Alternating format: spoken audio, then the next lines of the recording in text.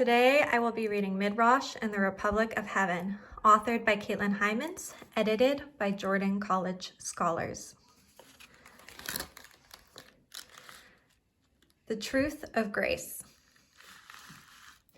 These are the known facts of Lyra and her alethiometer. Since the creation of the Republic of Heaven, the alethiometer has become an important symbol to our world as it represents the pursuit of knowledge and the beginning of our new society.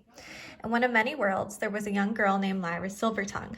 Lyra was in possession of one of 6 alethiometers in existence, gifted to her by the master Jordan College. The alethiometer is a truth measurer and requires that the user imagine a question, concept, or idea, and then the arrows on the device point to various symbols. Typically, scholars spend their entire lifetime learning how to properly read the instrument. They require books full of explanations for the symbols to decode the alethiometer's meaning. However, Lyra reads the alethiometer by grace. For as long as she is a child, she remains unconscious of her movements and retains her innocence, her connection to the divine.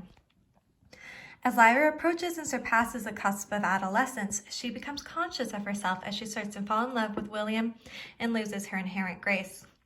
The angels of Athena once said that Lyra read the alethiometer by grace, and she can regain the ability by work. Although it will take a lifetime to attain, Athena believes that grace attained by work will be deeper and fuller than grace attained freely, as it originates from conscious understanding of alethiometer. Most importantly, conscious beings create dust through this process, so it is our humane duty to contribute to the renewal of dust.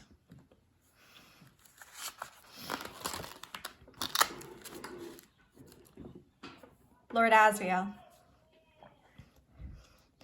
Lyra brought our world and every world the key to creating dust, but Lord Asriel gave us the Republic of Heaven.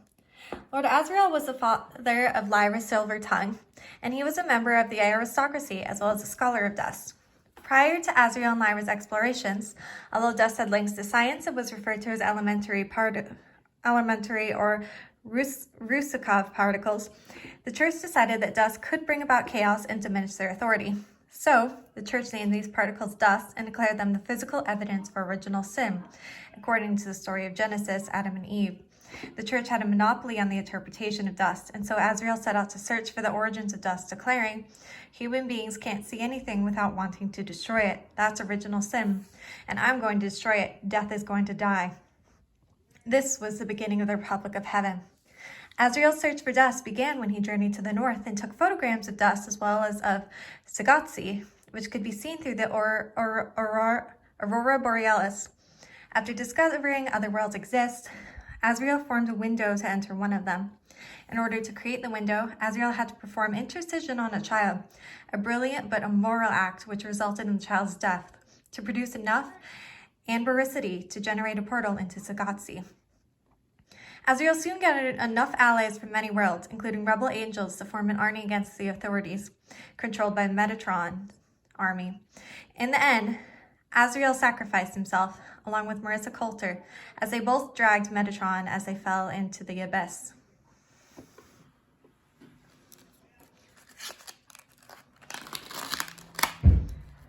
The subtle knife. These are the known facts of the subtle knife's origins and its function before it was destroyed.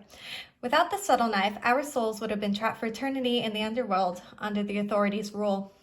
In Sagatsi, known as the City of Magpies, resided the Guild of the Tori Delgi Angeli, Tower of the Angels, who consisted of philosophers, scholars, and alchemists. These men of learning were interested in the bonds which held the smallest particles of matter together, which many of us know as dust. Unfortunately, in the Guild's desire to discover these bonds, they undid them and unknowingly let specters into the once beautiful Sagatsi, transforming it into a near wasteland where only children are safe. It seems that these specters prey on those who reach adolescence, feeding on the dust they produce. The Guild also created the subtle knife, a seemingly ordinary dagger about 8 inches long, with a handle of rosewood inlaid with golden wires and an angel on either side. It had a double-sided blade, with one steel edge of an incomparable sharpness, fading into shadow colors, and the other edge silvery in color. With the bearer's intent, the subtle edge of the knife can cut openings into other worlds. On Lyra and Will's quest to rescue their respective loved ones, William Perry became the final bearer of the subtle knife. Despite the amazing capabilities of the subtle knife, it was not at all what it seemed, as King Iorek Burningsson astutely proclaimed to Will, "Your intentions may be good, but the knife has intentions too. Full knowledge is better than half knowledge." As Lyra and Will later discovered, every time an opening was made, the sharpest edge of the knife caused dust to leak out of the world and into nothingness. Knowing that they must forever remain in their separate worlds, Lyra and Will chose to close the portals to preserve dust. Shortly after separating, Will broke the knife by simultaneously summoning an image of Lyra while cutting through the air.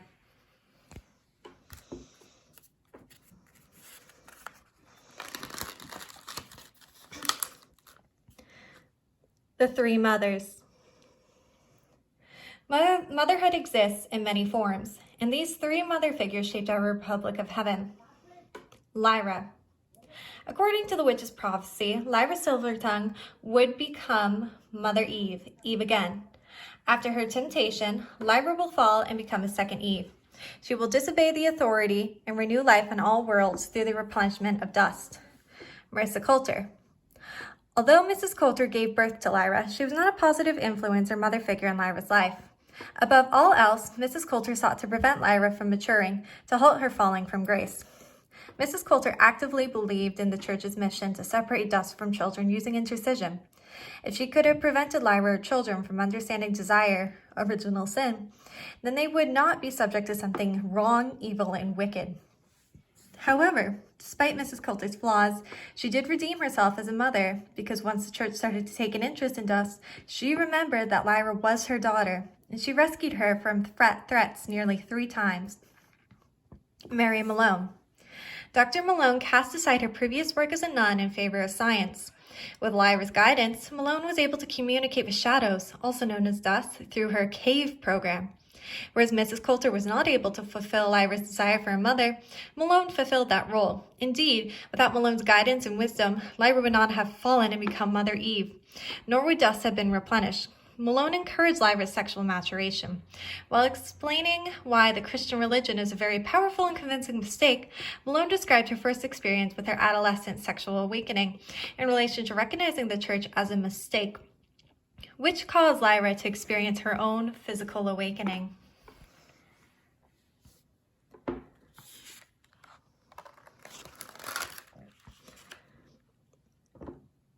The fall. According to Lord Asriel, the church's Bible states in the 3rd chapter of Genesis, "In the sweat of thy face shalt thou eat bread, till thou return unto the ground, for out of it wast thou taken. For dust thou art, and unto the dust shalt thou return." In one of many worlds, one where the Maluafa species dwelled, Lyra experienced her fall from grace.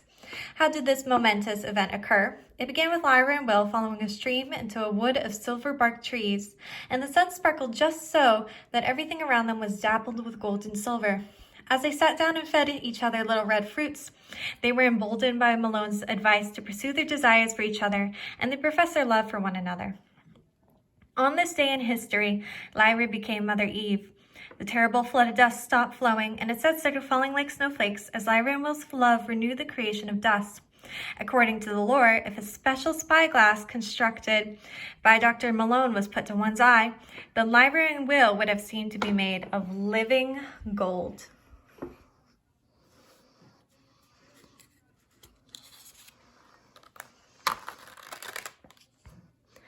The Republic of Heaven.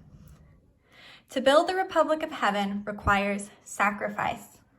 After the battle between the Kingdom of Heaven and Asriel's army, and after Lyra and Will discovered how to replenish dust, Lyra and Will must start building the Republic of Heaven. Unfortunately, Lyra and Will must sacrifice their future together to build this republic, as they must live in their own worlds. By doing so, they will help others gain knowledge and renew dust, which will allow one window to remain open for eternity, the window from the underworld, so that souls can return to dust. Soon after the decision to remain in separate worlds, their demons settled. Lyra's demon became a pine marten, and Will's demon was a cat. Together, they decided that once a year, on Midsummer Day, they would both meet at the Botanic Garden in their respective worlds and sit on similar benches. Due to their courage, love, and sacrifice, Lyra and Will have paved the way for the Republic of Heaven.